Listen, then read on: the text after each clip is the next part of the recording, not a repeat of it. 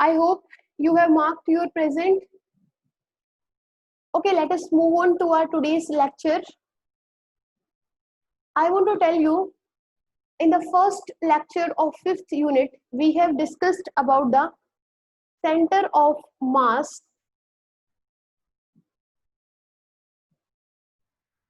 of a two-particle system.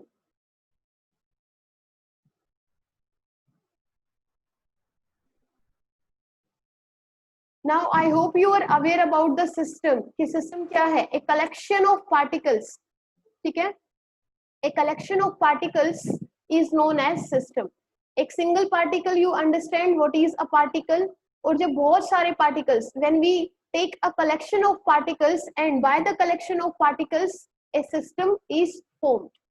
Clear है? तो यहाँ पे we are taking a two-particle system. Means a system is made up of two particles. कि दो particles हैं, उनसे मिलके एक system बना हुआ है. उस system का हमें क्या निकालना है? Center of mass निकालना है. तो आई होप आप लोग गो थ्रू हो गए हैं. तो ऐसे हमने एक डायग्राम ड्रॉ किया था. This is the origin. ठीक है, ओरिजिन पे आपको पता है जो आपके कोऑर्डिनेट्स होंगे एक्स वाई और जेड तीनों ही क्या होंगे? जीरो होंगे. So this is the origin. This is the first particle A, which is lying at position A and its position from the origin is given by position vector r1. This is another particle B. And देखिए ये दोनों ही particles, these two particles are present in a plane. और ये कौन सा plane है? X Y plane है ये. This is the second particle. ठीक है, ये सेकेंड पार्टिकल है and its position from the origin is given by position vector r2. ठीक है बेटा, इन दोनों को let us join these two and in दोनों का जो सेंटर ऑफ मास होगा, देखिए इसका mass is m1 and the mass of second particle is m2.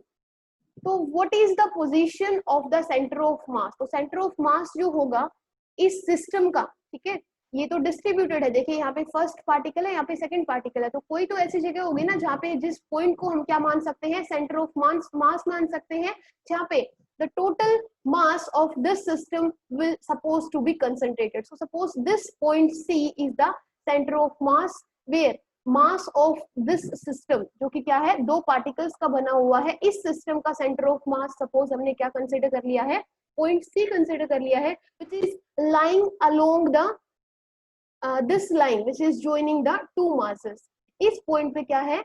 Centre of मास इस टू पार्टिकल सिस्टम का क्या कर रहा है? लाई कर रहा है. अगर इसकी पोजीशन, इस सेंटर ऑफ मास की पोजीशन भी हम ओरिजिन से देखें तो that is given bye A position vector r. ठीक है बेटा, ये हमने किया था. और ये जो r है, r is the position vector. r is the position vector. किसका है पोजीशन वेक्टर? सेंटर ऑफ मास का, ऑफ सेंटर ऑफ मास. और इस पॉइंट को हमने क्या लिया है? C of two particle system. Two particle system. जिनको ये वीडियो, जिनको नहीं समझ आ रहा है, मैं अगेन बोल रही हूँ, जाके एक बार पीछे वाला लेक्चर है उससे गो थ्रू हो जाए. तो ये जो r है, this is position vector of centre of mass of two particle system which is lying along the line joining the two masses. ठीक है, तो देखिए ये जो r है वो position vector that is given by, ये जो हमने इसके लिए एक डेरिवेशन की थी, and the result of this derivation is given as r is equal to m1 r1 plus m2 r2 divided by total mass of the system. And sorry, it is not vector quantity, m1 plus m2. So this is the position vector. ठीक है, position vector r है and that is given by जो first mass है m1 and its position vector from the origin. दोनों का multiplication plus second mass m2 and its position vector from the origin r2. ठीक है, divided by total mass of the system. ये हमने last में जो result था उसकी ये डेरिवेशन हमारे पास, ये रिजल्ट आया था हमारे पास. अब इसको यूज करते हुए हमें नेक्स्ट टॉपिक स्टडी करना है. और टॉपिक क्या स्टडी करना है? सेंटर ऑफ मास तो हमने निकाल लिया है. सेंटर ऑफ मास वो इमेजिनरी पॉइंट है, ठीक है, which is at where we suppose that total mass of the system is concentrated. Suppose आपके पास ये एक बॉडी है, ठीक है, इसके अंदर बहुत सारे पार्टिकल्स हैं जिनका इंडिविजुअल मास है, जो इंडिविजुअल वेलोसिटी से क्या कर रहे हैं? मूव कर रहे हैं. तो इनका सेंटर ऑफ मास कहाँ पे मान लेते हैं हम? इस सपोज ये स्फीयर है, तो स्फीयर के सेंटर पे हम क्या मानते हैं कि यहाँ पे इस टोटल सिस्टम का जो मास है वो क्या कर रहा है, लाई कर रहा है, कंसंट्रेट कर रहा है। ठीक है, तो ये तो था सेंटर ऑफ मास। ठीक है, सेंटर ऑफ मास का कंसेप्ट कि हमने एक 2 पार्टिकल सिस्टम लिया, उसका सेंटर ऑफ मास कहाँ पे लाई कर रहा है, उन दोनों पार्टिकल्स को अगर हम ज्वाइन कर देते हैं तो उस लाइन के ऑलमोस्ट किसी पॉइंट पे वहां क्या लाई करेगा, सेंटर ऑफ मास। तो ये उसका रिजल्ट था। इसके रिजल्ट को यूज करते हुए we will study the next topic, and next topic is motion of centre of mass. कि कोई बॉडी मूव करती है, ठीक है, तो उसमें सेंटर ऑफ मास भी क्या करेगा, मूव करेगा। तो जो सेंटर ऑफ मास है उसके मोशन को हम कैसे डिफाइन करेंगे, कैसे कैलकुलेट करेंगे। तो next topic is motion of centre of मास। और मैं आपको बोलूंगी कि इस यूनिट का एक भी लेक्चर आप मिस ना करें तो अच्छा है, क्योंकि ये यूनिट नहीं समझ आने वाली है। मोशन ऑफ सेंटर ऑफ मास। देखिए, जब कोई बॉडी मूव करती है तो उसमें सारे ही पार्टिकल्स मूव करते हैं, सारे ही पार्टिकल्स का अपना मास है, मतलब वो मूव करते हैं। तो हम अगर हम ये मान ले कि इस बॉडी के किसी एक पॉइंट पे सारा का सारा मास क्या कर रहा है, लाई कर रहा है, तो वो जो सेंटर ऑफ मास है उसके मोशन के लिए हम नेक्स्ट डेरिवेशन करने जा रहे हैं, और उसमें इसी रिजल्ट को हम क्या करेंगे, यूज करेंगे। अभी जो हमने लास्ट प्रीवियस जो डेरिवेशन देखी थी उसमें हमने क्या लिया था कि 2 ही पार्टिकल्स लिए थे, ठीक है, और दोनों ही पार्टिकल्स किस में लाई कर रहे थे, एक प्लेन में लाई कर रहे थे। ये आपने देखा होगा कुछ ऐसे थे। तो ये प्लेन कौन सा है, एक्स वाई प्लेन है। देखो बेटा, ये एक्स वाई प्लेन में लाई कर रहे हैं।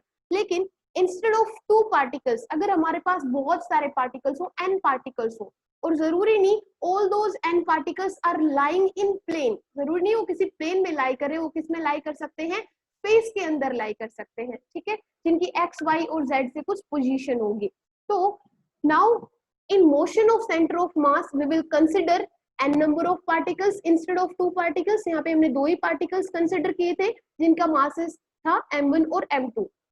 now instead of considering 2 particles we are considering n number of particles, n1 n2। ठीक है, बहुत सारे particles हम यहाँ ले रहे हैं जिनका mass क्या होगा, m1 होगा, m2 होगा, m3 होगा, up to mn होगा। ऐसे particles हमने क्या कर लिए हैं, कंसिडर कर लिए हैं। तो उस केस में क्या होगा, जरूरी नहीं है सारे पार्टिकल्स किस में लाई करें, प्लेन में लाई करें। ये सारे पार्टिकल्स किस में लाई कर सकते हैं, स्पेस में लाई कर सकते हैं। तो जो मोशन ऑफ सेंटर ऑफ मास होगा वो कैसे देखेंगे।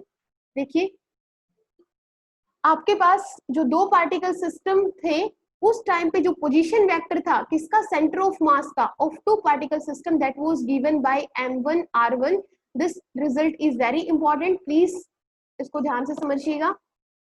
जब आपके पास एक सिस्टम था containing 2 particles of masses m1 and m2, उस केस में जो पोजीशन वेक्टर है, ठीक है, जो सेंटर ओरिजिन से उस पोजीशन की, ऐसे ही था ना ए बी, तो ये सी क्या है, सेंटर ऑफ मास। तो सेंटर ऑफ मास की जो पोजीशन जो गिवन है that is given by position vector r, and that is given as m1 r1 plus m2 r2 divided by m1 plus m2। यही देखा था हमने। अब आपके पास n पार्टिकल्स है, ठीक है, instead of 2 particles you have n number of particles of masses m1 m2 m3 up to mn। और वो कहाँ पे लाई कर रहे हैं, suppose they are lying in space. ठीक है बेटा, तो यहाँ पे ऐसे सिस्टम का जिसके अंदर n पार्टिकल्स है उसमें जो सेंटर ऑफ मास होगा, ठीक है, सेंटर ऑफ मास का जो पोजीशन वेक्टर होगा उसको आप कैसे लिखोगे, उसको लिखोगे r इज इक्वल टू, देखिए बहुत सारे होंगे यहाँ पे, अगर हम देखें तो क्या होगा, m1 r1 plus m2 r2 plus m3 r3 up to mn rn, ऐसे ही लिखोगे, और divided by m1 plus m2 plus m3 up to mn, ऐसे ही लिखोगे ना position vector of this centre of mass, उसको ऐसे ही लिख सकते हो। तो देखिए, इन सबको हमें सम करना है तो हम कैसे लिख सकते हैं, इस रिजल्ट को हम रिप्लेस कर सकते हैं कैसे, r is position vector of center of mass is given as, यहाँ पे हम समीशन लगा सकते हैं क्योंकि सम करना है सबका, तो समीशन, और जो आपकी वैल्यू होगी इंडेक्स चेंज होगा कहाँ से, 1 to n। ठीक है, क्योंकि देखिए m भी चेंज हो रहा है, m1 m2 m3 m up to mn। तो यहाँ पे हम लिखेंगे कि m की वैल्यू क्या हो रही है, चेंज हो रही है। यहाँ पे कितने पार्टिकल्स हो सकते हैं, यहाँ पे n नंबर ऑफ पार्टिकल्स हो सकते हैं, तो i की वैल्यू यहाँ पे कितनी हो सकती है, i की वैल्यू यहाँ पे 1 हो सकती है, 2 हो सकती है, जितने नंबर ऑफ पार्टिकल्स होंगे वो आपकी mi, मतलब m आपका चेंज हो रहा है, इसकी वैल्यूज कहाँ से कहाँ चेंज हो रही है, 1 से n तक चेंज हो रही है, ठीक है। तो हमने यहाँ पे लिख दिया कि mi, मतलब ये जो i है, i stands for index, index मतलब 1 to n, इसकी वैल्यूज क्या होंगी, चेंज होंगी, क्योंकि देखिए m1 m2 m3 n particles हैं, तो मासेस भी mn तक होंगे, तो यहाँ पे हमने लिख दिया mi। इन द सेम वे उन पार्टिकल्स के जो पोजीशन वेक्टर होंगे, ठीक है, r1 r2 r3, वो भी क्या होगा, चेंज होगा, तो हम यहाँ पे लिखेंगे ri। ये किसी को कोई डाउट तो नहीं है, क्योंकि देखिए r1 r2 r3 up to कितने हो सकते हैं, अप टू rn हो सकते हैं, तो हमने इस इक्वेशन को चेंज कर दिया है, यहाँ पे summation i equal to 1 to n, और ये हो गया आपका mi ri, और यहाँ पे देखिए m1 m2 m3 up to mn, इसको आप चेंज कर दोगे किससे, mi से। यहाँ तक किसी को कोई प्रॉब्लम तो नहीं है, आगे चले, जहां पे भी प्रॉब्लम हो प्लीज स्टॉप मी कि मैम यहाँ पे समझ नहीं आया है, अदरवाइज समझ नहीं आएगा अगर घर पे प्रॉब्लम लेके जाओगे तो। ये चीज क्लियर है। अब RI क्या है, यहाँ पे RI है position vector, position vector of ith particle, ठीक है, I की वैल्यू यहाँ पे कुछ भी हो सकती है, तो ऑफ ith पार्टिकल, ठीक है, from the origin, and mi क्या है, यहाँ पे mi है मास ऑफ ith पार्टिकल, ठीक है बेटा। तो देखिए ये जो कंप्लीट मास है, यहाँ पे समीशन क्या रिप्रेजेंट कर रहा है, समीशन का मतलब है, ये हो गया, इस साइन का मतलब है summation, summation in case of n particles, क्योंकि यहाँ पे n पार्टिकल्स हैं, तो n पार्टिकल्स के केस में ये साइन क्या रिप्रेजेंट कर रहा है, समीशन ऑफ n पार्टिकल्स। ये भी क्लियर है। अब इसमें देखिए आपके पास जो i है, i स्टैंड्स फॉर इंडेक्स, वो कहां से कहां रन कर रहा है, 1 to n, लिखने की जरूरत नहीं है, ओके। यहाँ पे अगर मैं ऐसे लिख दूं i is equal to 1 to i is equal to n, और ये देखिए यहाँ पे mi है, ठीक है, तो इसका मतलब क्या होगा, mi का मतलब मास ऑफ n पार्टिकल्स, ठीक है, n पार्टिकल्स का मासेस है, और उसको मैं क्या लिख सकती हूँ, कंप्लीट मास m, समझ रहे हो। अगर ये मासेस देखिए 1/mi है, तो mi का मतलब क्या है, सारे जितने भी पार्टिकल्स हैं उन सबका मास, क्योंकि देखिए m1 m2 m3 को आपने क्या किया है, इससे रिप्लेस किया है, तो इन सबके मासेस को अगर मैं जोड़ दूं, सारे पार्टिकल्स के मासेस को, तो कंप्लीट मास बन जाएगा ऑफ द सिस्टम, तो उसको आप m लिख सकते हो। तो देखिए आपकी जो ये इक्वेशन है वो कैसे चेंज हो जाएगी, उसको आप कैसे चेंज कर सकते हो, ये आपके पास आ जाएगी ऐसे, ये पोजीशन वेक्टर था r, तो position vector r is given as summation i equal to 1 to n, समझ आ गया ना, क्योंकि यहाँ पे हम बहुत सारे पार्टिकल्स ले रहे हैं, ये आपके पास mi ही रहेगा, ये आपके पास ri ही रहेगा, और आपने ये जो 1/m देख रहे हो, 1/mi है, इसको आपने क्या लिख दिया है, कैपिटल M से रिप्लेस कर दिया है, total mass of the system, all particles का जो मासेस थे उसकी जगह आपने क्या लिख दिया है, m। ये चीज क्लियर है। 1/m को आप कॉमन ले सकते हो, this is 1/m summation i is equal to 1 to n, और दिस इज mi ri। यहाँ तक किसी को प्रॉब्लम है तो बताएं, एनी स्टूडेंट, किसी को भी कोई भी प्रॉब्लम हो बोलो बेटा, अदरवाइज समझ नहीं आएगा, एट द एंड आप बोलोगे मैम समझ नहीं आया पूरा ही, तो मैं पूरा रिवाइज नहीं कराऊंगी, मैं हर पॉइंट पे आपसे पूछ रही हूँ, अगर समझ नहीं आया है तो बता दो। अमन क्लियर है, निशांत क्लियर है, संगीता, बाकी सब यहाँ तक क्लियर है, ओके, आगे क्लियर हो जाएगा, कोई प्रॉब्लम नहीं है। अब देखिए हमारे पास जो पोजीशन वेक्टर आया है, ठीक है, of a system containing n particles, that is given as 1/m summation i is equal to 1 to i is equal to n, and this is mi and ri। ये क्लियर है यहाँ तक। अब हम क्या करेंगे, सिंपली क्रॉस मल्टीप्लाई करेंगे, cross multiply करोगे तो देखिए m जो है वो इस r के साथ न्यूमरेटर में शिफ्ट कर जाएगा, and it would become mr, and it is equal to summation I equal to 1 to n, and this is MIRI. Clear है बेटा? अब देखो ये जो MR है, ठीक है, इसको आप कैसे लिख सकते हो? इस MR को आप लिख सकते हो यहाँ पे, मतलब समीशन का मतलब सम है, ठीक है। MI मतलब क्या है? यहाँ पे बहुत सारे पार्टिकल्स रहे होंगे, तो इसको आप ऐसे लिख सकते हो M1 R1। इसको अगर हम समीशन को ओपन कर दे तो इस समीशन का मतलब क्या है? M1 R1 plus M2 R2 plus M3 R3 and up to Mn Rn। ये चीज समझ आई? सबको समझ आई? हमने समीशन को ओपन कर दिया, समीशन का मतलब होता है सम, ठीक है। तो हम देखिए हर जगह सम कर रहे हैं, किसका? इंडिविजुअल पार्टिकल के मास का और उसका जो पोजीशन वेक्टर है उसका। हर जगह हमने इस समीशन को ओपन करके ये लिख दिया। यहाँ तक किसी को कोई प्रॉब्लम? हमने ये कैसे लिखा? नो प्रॉब्लम, चले आगे। ओके, अब देखिए ये जो M1 M2 M3 up to Mn है और ये जो कैपिटल M है, ये मान लेते हैं कि टाइम के साथ चेंज नहीं करेंगे, ठीक है, मासेस क्या रहेंगे? सेम रहेंगे।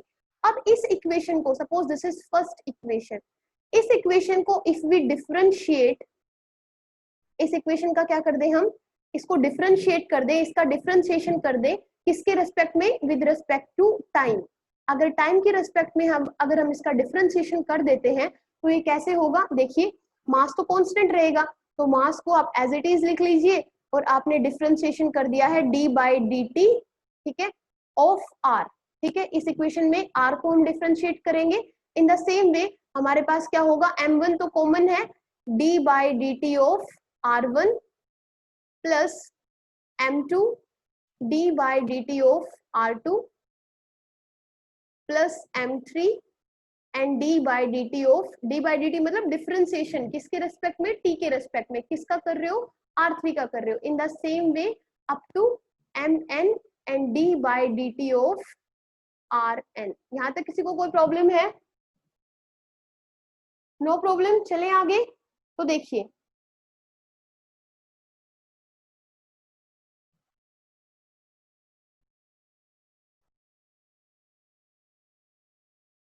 ये आपके पास dr बाई डी टी, कोई बताएगा ये क्या बना है आपके पास?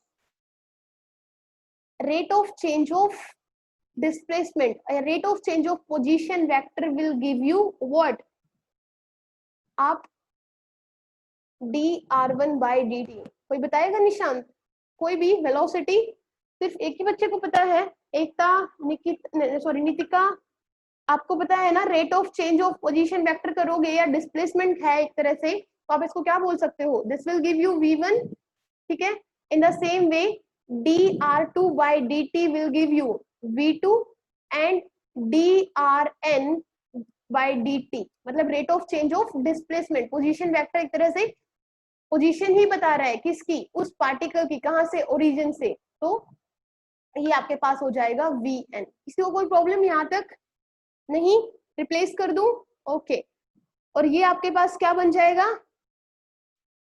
ये भी आपके पास क्या है? पोजीशन वेक्टर का रेट ऑफ चेंज कर रहे हो ना, तो ये आपके पास क्या बन जाएगा? mv, ठीक है। ये भी v बन जाएगा और ये बन जाएगा m1 v1 plus m2 v2 plus m3 v3 up to mn vn। किसी को प्रॉब्लम बेटा यहाँ तक? चले आगे। कैसे किया ये हमने समझ आ गया ना? ओके, अब क्या करेंगे? देखिए कोई प्रॉब्लम नहीं है ना? इस इक्वेशन को, दिस इज सेकेंड इक्वेशन, इसको हम अगेन डिफरेंशिएट करेंगे किसके रेस्पेक्ट में? t के रेस्पेक्ट में, ठीक है। एक बार डिफरेंशिएशन हमने इस इक्वेशन का किया था तो हमें ये रिजल्ट मिल गया। अब इसको हम अगेन डिफरेंशिएट करने वाले हैं किसके रेस्पेक्ट में? t के रेस्पेक्ट में।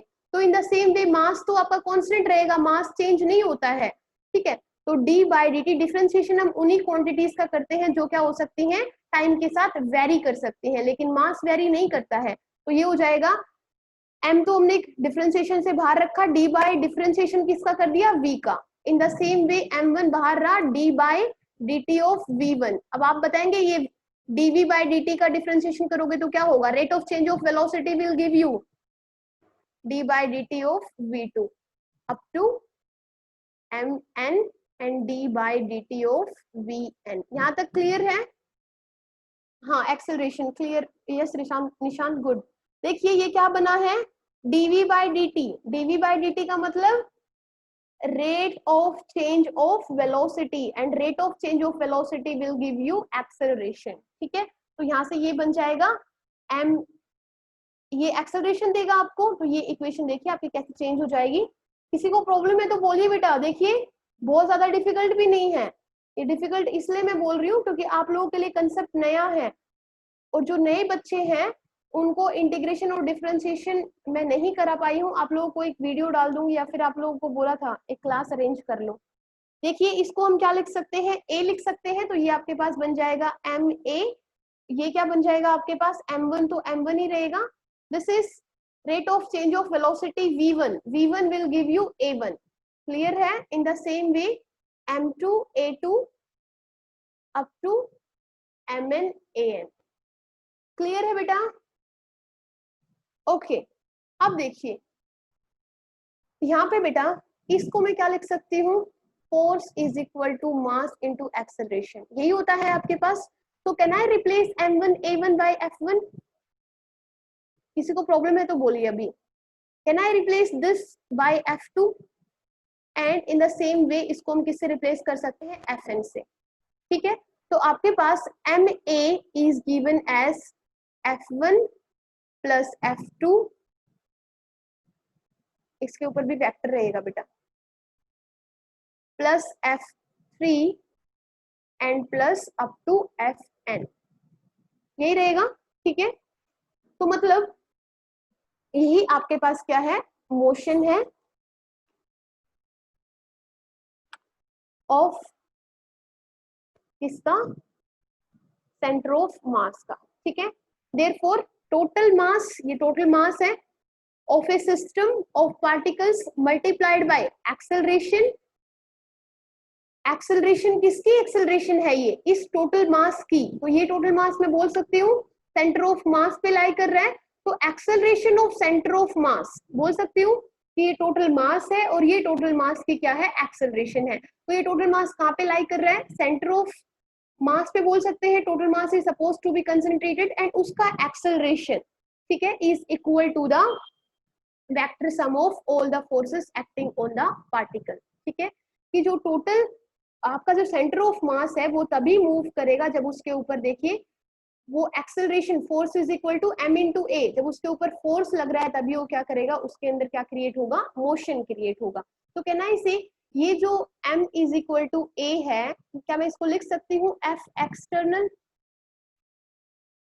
क्योंकि बेटा अगर जब आप फर्स्ट लेक्चर देखोगे उसको, उससे आपको समझ आएगा कि कोई भी बॉडी है, उस बॉडी पे जो इंटर पार्टिकल्स हैं वो पार्टिकल्स एक दूसरे के ऊपर क्या लगाते हैं, इक्वल एंड ऑपोजिट फोर्स लगाते हैं। ठीक है, ये फोर्स लगता है दो पार्टिकल्स बीच में, वो पेयर में लगता है, ये पार्टिकल इसको अपनी तरफ अट्रैक्ट करेगा, ये इसको अपनी तरफ अट्रैक्ट करेगा।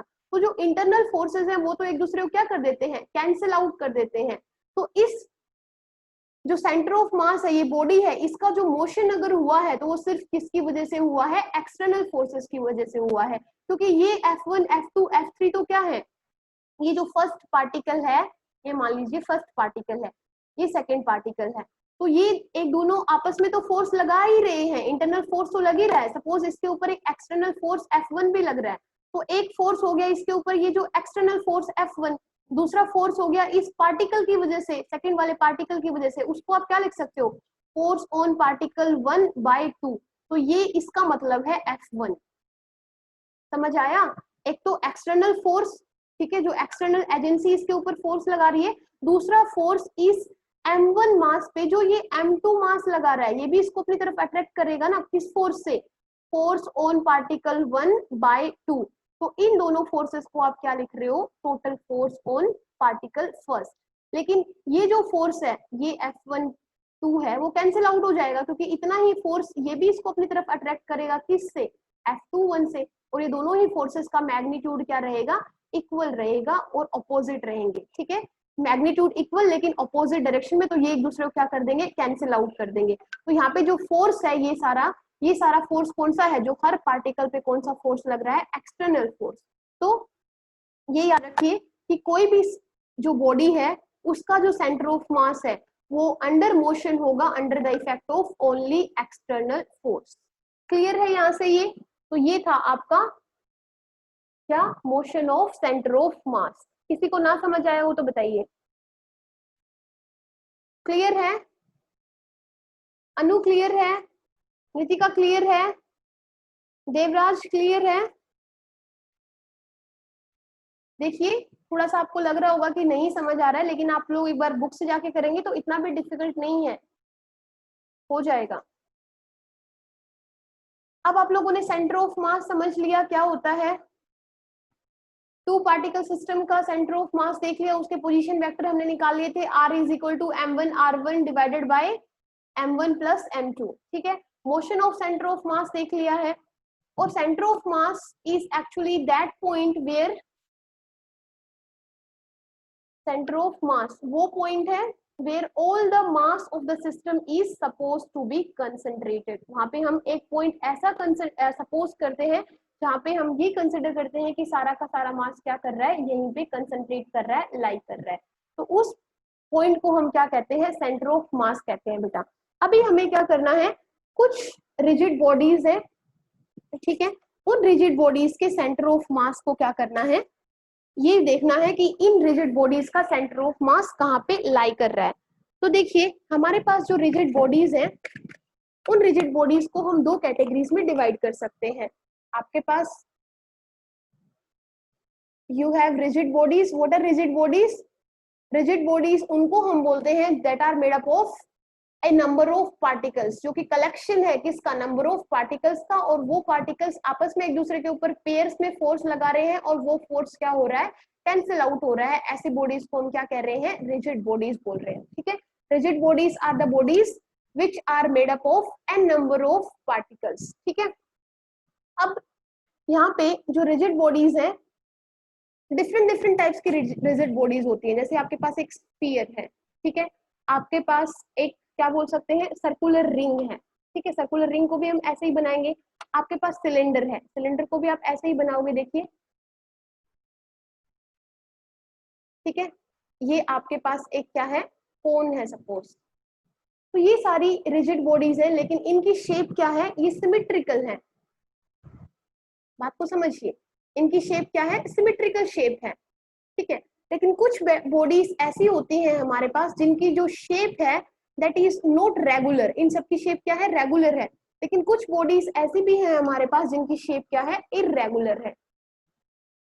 ठीक है, तो इररेगुलर बॉडीज का सेंटर ऑफ मास हम कैसे निकालेंगे, और ये जो रेगुलर बॉडीज है इनका सेंटर ऑफ मास तो फिक्स होता है। ठीक है, इनका सेंटर ऑफ मास क्या होगा, सपोज आपके पास एक स्फीयर ले लिया। ठीक है, ये एक स्फीयर है। स्फीयर और सर्कल में क्या डिफरेंस होता है, सर्कल एक 2D फिगर है आपके पास, उसमें सिर्फ आप क्या मानते हो कि सर्कल का रेडियस है, तो उसका सर्कल का आप कभी भी वॉल्यूम नहीं निकालते हो। लेकिन आपके पास जो स्फीयर है, स्फीयर का आप क्या निकालते हो, वॉल्यूम निकालते हो, क्योंकि it has some depth also.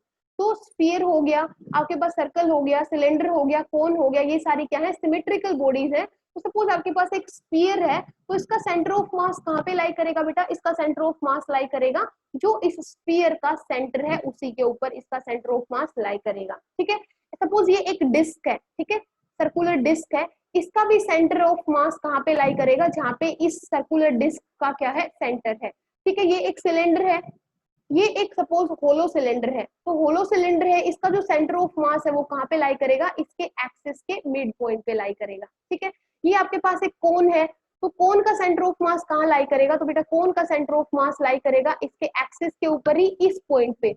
और ये हाइट कितनी है, ये हाइट है आपके पास h/3। ठीक है, ये जो अपर वाली हाइट है आपके पास, वो है आपके पास h/3, मतलब टोटल हाइट का थर्ड पार्ट, और ये है आपके पास h4। तो इस पॉइंट पे आपका axis of this cone lie करेगा at an height of h/3 from the base. ठीक है, ये कुछ रिजिड बॉडीज है आपकी जिनकी शेप सिमेट्रिकल है, सिमेट्री को फॉलो करती है।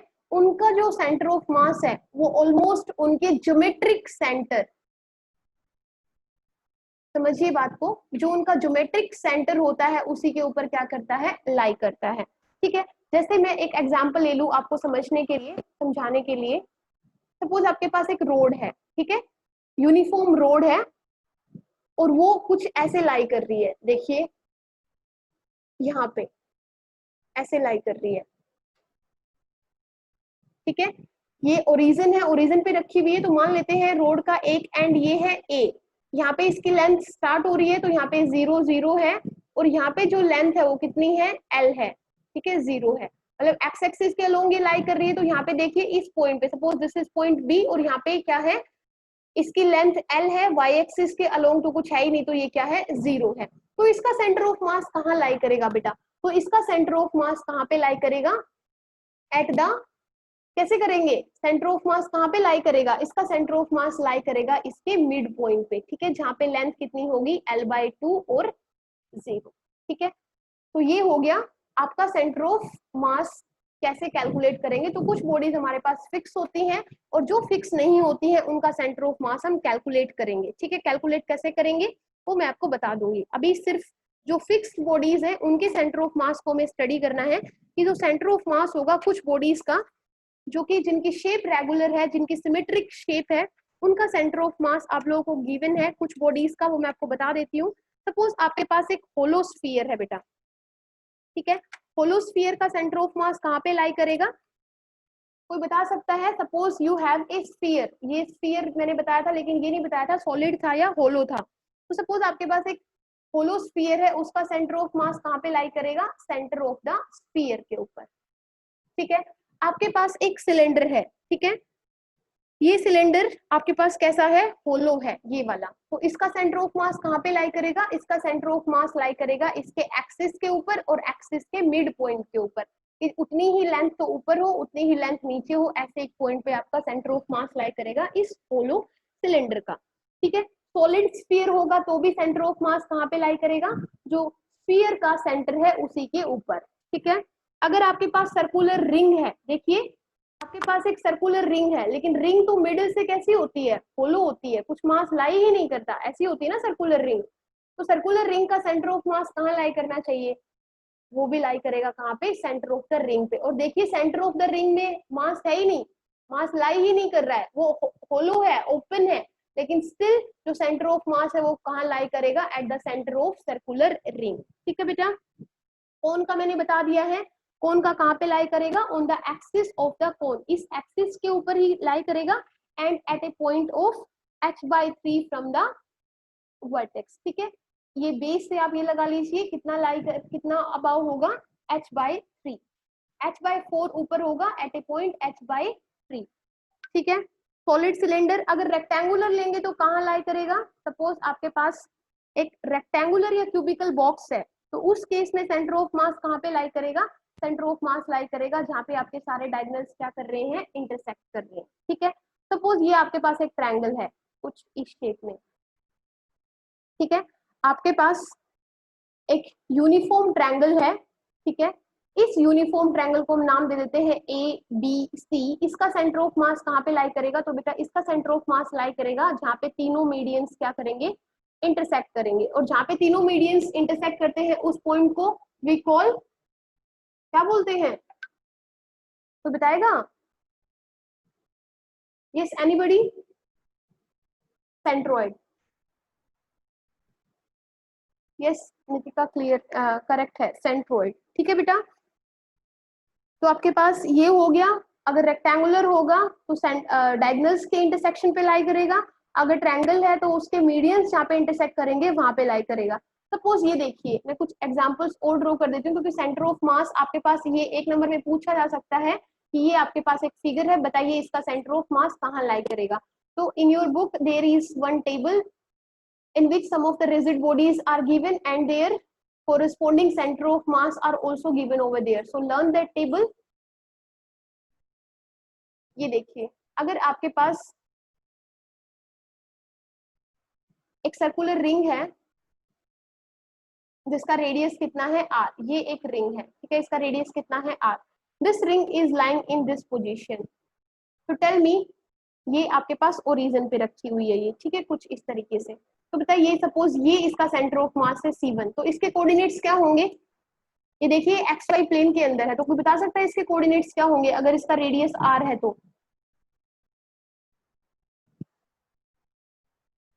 कोई बताएगा, एनीबडी? इसके कोऑर्डिनेट्स होंगे एक्स एक्सिस पे, तो देख रहे हो ये लाई कर रही है, तो ये होगा 0, और वाई एक्सिस पे देखिए कितना है ये डिस्टेंस, ये है r, तो इसको लिख सकती हूँ ऐसे। सपोज यही रिंग कुछ इस शेप में लाई कर रही है, सॉरी इस पोजीशन में लाई कर रही है, तो इस केस में जो इसका सेंटर ऑफ मास होगा वो यहाँ पे लाई करेगा इस पॉइंट पे। तो इस पॉइंट के जो कोऑर्डिनेट्स होंगे, सेंटर ऑफ मास के जो कोऑर्डिनेट्स होंगे वो क्या होंगे बेटा? देखिए वाई एक्सिस के अलोंग क्या है, तो 0 होगा, तो देखिए एक्स एक्सिस के अलोंग डिस्टेंस कितना है r, तो ये होगा कुछ ऐसे। ठीक है, अगर यही रिंग ऐसे लाई कर रही होती तो ऐसे, ये हो गए सेंटर ऑफ मास के कोऑर्डिनेट्स, तो ये सेंटर ऑफ मास होगा, ये क्या होगा, यहाँ से भी x से भी r है, सॉरी x से भी r है आपका, और y से भी देखिए क्या है r, तो ये होगा ये सेंटर ऑफ मास के कोऑर्डिनेट्स। क्लियर है? चले आगे। बेटा किसी ने माइक ऑन किया है, माइक ऑफ कीजिए।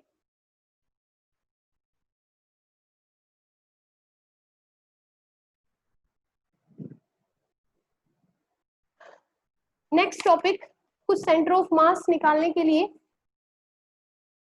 हम यहाँ पे एक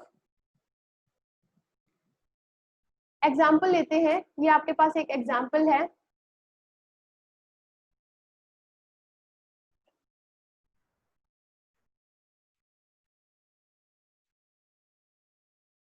कुछ इस तरीके का। ठीक है, ये आपके पास एक शेप है, यूनिफॉर्म स्क्वायर है,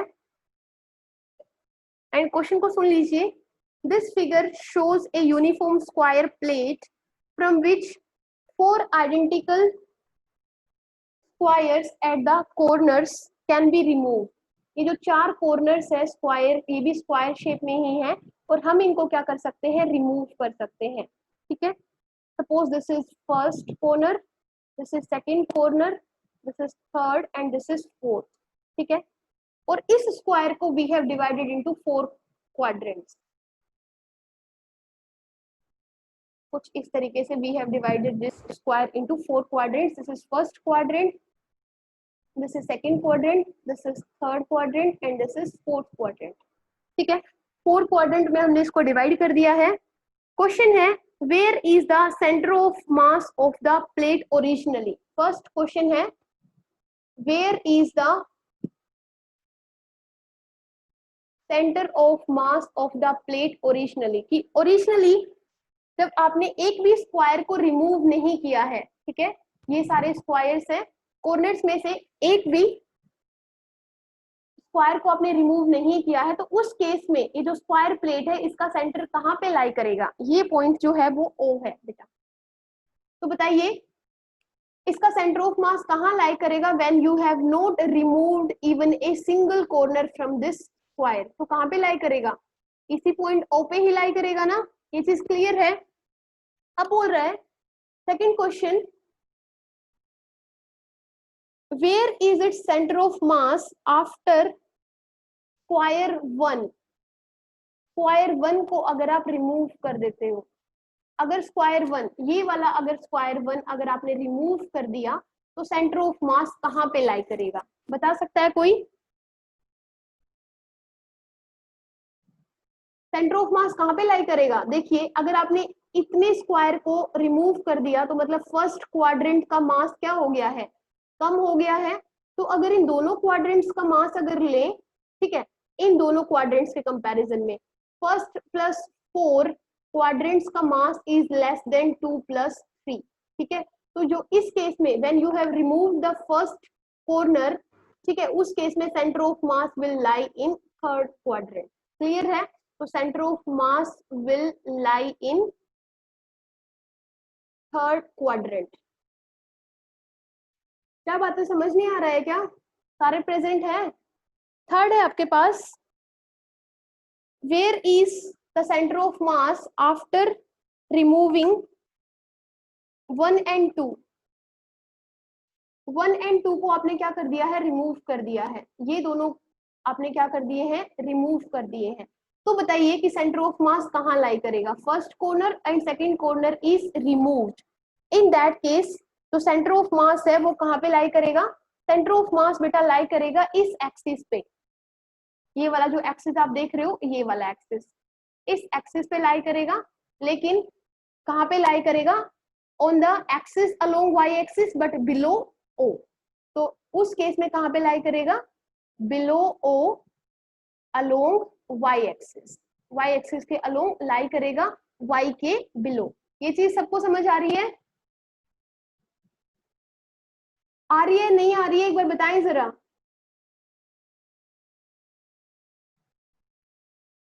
ओके, अगर मैं रिमूव कर दूं फर्स्ट एंड थर्ड को, बताइए जरा, फर्स्ट एंड थर्ड को अगर आप रिमूव कर देते हो, इस कॉर्नर को और इस कॉर्नर को, अमन सेंटर ऑफ मास कहाँ लाई करेगा? देखिए, इतना मास तो इस फर्स्ट क्वाड्रेंट में से गायब हो गया एंड इतना मास थर्ड क्वाड्रेंट में से गायब हो गया है, ठीक है। तो उस केस में सेंटर ऑफ मास कहाँ लाई करना चाहिए? आप खुद सोचिए, क्या इसमें लाई करेगा? नहीं। इसमें लाई करेगा? नहीं। कहाँ पे लाई करेगा? ओ के ऊपर लाई करेगा, ठीक है।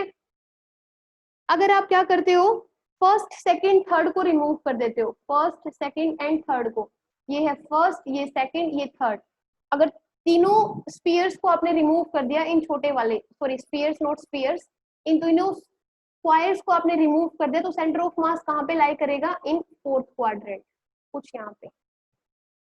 क्लियर है बेटा? सेंटर ऑफ मास कैसे आप निकाल सकते हो?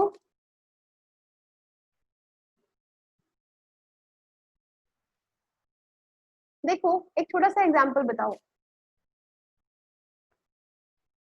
अगर क्लियर है तो पता चल जाएगा, क्लियर है नहीं है। ये आपके पास स्फीयर है, ठीक है। इस स्फीयर को मैंने दो पार्ट्स में डिवाइड कर दिया है। ये स्फीयर का अपर पार्ट क्या है? होलो है, और नीचे वाला क्या है? सॉलिड है। तो मुझे बताइए, इसका जो सेंटर ऑफ मास है वो कहाँ पे लाई करेगा? अपर वाले पार्ट में या लोअर वाले पार्ट में? फर्स्ट पार्ट में या सेकंड पार्ट में? सेंटर ऑफ मास की पोजीशन क्या होगी? यस बताइए मुस्कान।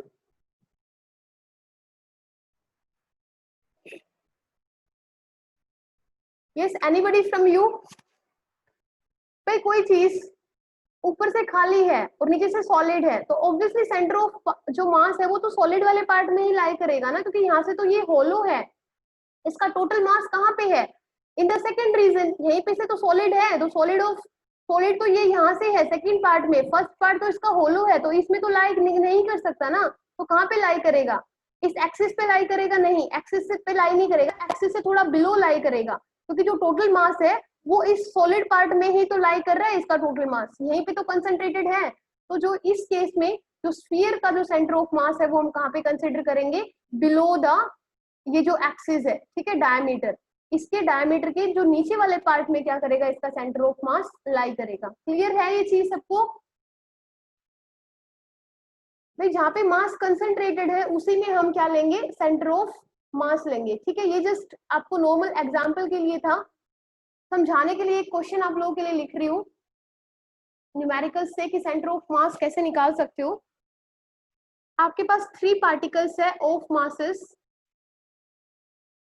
Question, you have 3 particles of masses 0.2 kg, 0.3 kg and 0.4 kg, ठीक है, are situated at the vertices A, B and C of a right angle triangle, ठीक है। एक राइट एंगल ट्रायंगल है, उसके ऊपर ये तीनों मासेस क्या कर रहे हैं? लाई कर रहे हैं, ठीक है। एंगल ए क्या गिवन है? हमें 90 डिग्री गिवन है। आपको ए बी की लेंथ गिवन है कितनी? 2 centimetre along x axis, okay, and BC आपको गिवन है कितना? 2.5 centimetre. Find the distance of centre of mass from A. Find the distance of centre of mass from A. कुछ समझ आ रहा है क्या हो रहा है? देखिए, ऐसे आपके पास एक ट्रायंगल है, this is a triangle, right angle triangle which is right angled at A, ठीक है, ए, और आपको एक डिस्टेंस गिवन था, कौन सा? BC, BC along x axis था, ठीक है। तो बीसी अलोंग एक्स एक्सिस कैसे हो सकता है? Sorry, BC along x axis नहीं था, A B along x axis था। तो ये हो गया आपके पास ए बी डिस्टेंस, और ये आपको कितना गिवन है? ये आपको गिवन है कितना? 2 सेंटीमीटर।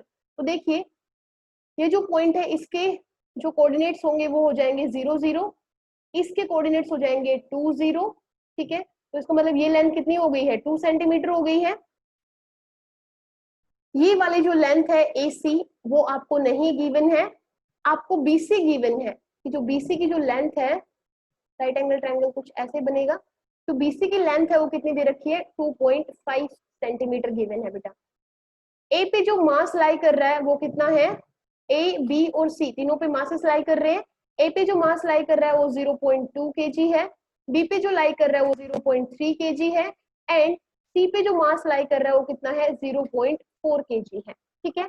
तो हमें क्या करना है, जो सेंटर ऑफ मास होगा, ठीक है, मान लेते हैं सेंटर ऑफ मास कहीं यहीं पे होगा, मान लेते हैं, ठीक है। सेंटर ऑफ मास का डिस्टेंस क्या होगा फ्रॉम ए, ये वाला डिस्टेंस हमें बताना है। तो देखिए बेटा, ये अगर सेंटर ऑफ मास यहाँ पे लाई करेगा तो इसके सेंटर ऑफ मास के एक्स और वाई के कुछ कोऑर्डिनेट्स होंगे, पहले तो हमें वो फाइंड आउट करने होंगे। यस मुस्कान, आपने निकाल लिया 1 सेंटीमीटर? नहीं बेटा 1 सेंटीमीटर तो नहीं आएगा, फिर से देखिए अपना आंसर चेक कीजिए। देखिए पहले तो हमें क्या करेंगे, हम सबसे पहले इस AC की वैल्यू निकालेंगे। तो AC कैसे निकाल सकते हो आप, AC आपके पास देखिए एक राइट एंगल ट्रायंगल है, हाइपोटेन्यूज के स्क्वायर में से ये बेस का स्क्वायर आप माइनस कर सकते हो, तो ये कैसे कर सकते हो, ये आ जाएगा BC का स्क्वायर माइनस AB का स्क्वायर, और हमने AC निकाला है तो हमने क्या लिया है, रूट लिया है। तो ये आपके पास आएगा BC इज 2.5, तो 2.5 का स्क्वायर प्लस AB इज 2, तो ये 2 का square and it will give you 1.5 centimetre. तो जो AC है आपके पास वो कितना आ गया है, 1.5 सेंटीमीटर आ गया है। अब याद कीजिए जब आपने पोजीशन वेक्टर निकाला तो पोजीशन वेक्टर के जो कोऑर्डिनेट्स थे उसको आपने क्या लिखा था, सॉरी पोजीशन वेक्टर जब निकाला था तो उसको क्या लिखा था आपने, M1 R1 plus M2 R2 यही लिखा था, और M1 प्लस M2 यही लिखा था कि जो फर्स्ट वाला पार्टिकल है उसका मास कितना है, और R1 मतलब पोजीशन वेक्टर, तो इस R1 के भी तो कुछ कोऑर्डिनेट्स होंगे, ऐसे था ना, ये R1 था, तो जहाँ पे ये पॉइंट लाई कर रहा होगा तो उसके भी तो कुछ कोऑर्डिनेट्स होंगे एक्स वाई या जेड, ठीक है। तो देखिए हम यहाँ पे कैसे निकाल सकते हैं, हमारा जो सेंटर ऑफ मास है, ठीक है, हमें सेंटर ऑफ मास के क्या निकालने हैं, कोऑर्डिनेट्स निकालने हैं, एक्स और वाई कोऑर्डिनेट्स। तो देखिए सेंटर ऑफ मास क्या होगा, M1 X1, यहाँ पे 3 मासेस हैं, एक मास A पे लाई कर रहा है, B पे लाई कर रहा है और C पे लाई कर रहा है, तो M1 X1 plus M2 X2 plus M3 X3 निकाल सकती हूँ, और ये क्या होगा M1 plus M2 plus M3, ये तो हम सेंटर ऑफ मास जो होगा उसका x कोऑर्डिनेट निकाल रहे हैं, ठीक है। इसी तरीके से हम क्या निकाल सकते हैं, y coordinate for the centre of mass, वो होगा M1 Y1 plus M2 Y2 plus M3 Y3, और ये डिवाइडेड होगा M1 plus M2 plus M3 से। तो देखिए यहाँ पे M1 की वैल्यू आपको पता है कितना है, 0.2, तो ये है 0.2, तो यहाँ पे x एक्सिस की कुछ वैल्यू है, नहीं है तो 0, ओके, प्लस M2 कितना है बेटा, M2 है आपके पास 0.3, तो ये हो गया 0.3, और इनटू में देखिए x की वैल्यू है, हाँ कितनी है 2, ओके। यहाँ पे देखिए जो आपका C कोऑर्डिनेट है, C कोऑर्डिनेट पे मास कितना रखा है 0.4, तो ये हो जाएगा 0.4, और यहाँ पे x देखिए, x तो कितना है बेटा 0 है, y की वैल्यू गिवन है, तो x इस पॉइंट पे कितना है 0 है, तो ये भी हो गया 0, और total mass M1 M2 plus M3, तो ये हो गया 0.2 प्लस 0.3 प्लस 0.4, इसको सोल्व करोगे तो ये आपके पास आ जाएगा कितना 2.3 सेंटीमीटर, तो ये आपके पास x कोऑर्डिनेट आया है कितना 2/3, ठीक है। ऐसे ही आप y को सोल्व करोगे तो देखिए जब M1 इस पॉइंट पे y1 की वैल्यू कितनी है 0, तो ये हो जाएगा M1 इंटू 0 प्लस M2, यहाँ पे देखिए यहाँ पे भी क्या है 0 ही है, y तो B पॉइंट पे M2 रखा हुआ है बेटा, यहाँ पे y कोऑर्डिनेट कितना है 0, तो ये भी होगा M2 इंटू 0 प्लस M3, देखिए यहाँ पे y की वैल्यू है, ठीक है, और यहाँ पे y की वैल्यू कितनी है आपके पास, ये हमें डिस्टेंस दे रखा है कितना, AC अभी हमने निकाला था 1.5, तो ये होगा M3 कितना है 0.4 into 1.5 and divided by again 0.2 plus 0.3 plus 0.4, तो ये क्या आ जाएगा आपके पास, ये आ जाएगा, इसको सोल्व करोगे तो ये आएगा आपके पास बेटा 2/3 सेंटीमीटर। यहाँ तक किसी को ना समझ आए तो पूछ लीजिए कि मैम क्या किया हमने। क्लियर है? अभी हमने क्या किया है, सेंटर ऑफ मास के एक्स और वाई कोऑर्डिनेट्स निकाले हैं। ठीक है, अभी हमें क्या निकालना है, अभी हमें निकालना है कि ये जो सेंटर ऑफ मास आया है बेटा, इसका ओरिजिन से डिस्टेंस कितना है। ठीक है, find the distance of centre of mass from A से इसका डिस्टेंस कितना है। तो मतलब हमें कौन सा डिस्टेंस निकालना है, हमें ये डिस्टेंस निकालना है। ठीक है, तो इस डिस्टेंस को हम कैसे निकालेंगे, ये आपके पास आ गया है 2/5। तो देखिए आपको इस पॉइंट के कोऑर्डिनेट्स पता है 2/3 और 2.5, 2/5 और ए के कोऑर्डिनेट्स पता है, तो सिंपल आप कर निकाल सकते हो। जो आपके पास ये जो डिस्टेंस आएगा वो कितना आ जाएगा, वो आ जाएगा 2/3 माइनस 0, 2/3 माइनस 0 का स्क्वायर, 2/3 में से 0 माइनस करेंगे तो सेम रहेगा, प्लस 2/3 और ये y क्या है 2/5, तो 2/5 माइनस 0, इसको सोल्व करोगे तो ये आपके पास आएगा 2/3√2 सेंटीमीटर। ठीक है, ये डिस्टेंस आ गया। क्लियर है? किसी को ना समझ आया हो तो पूछ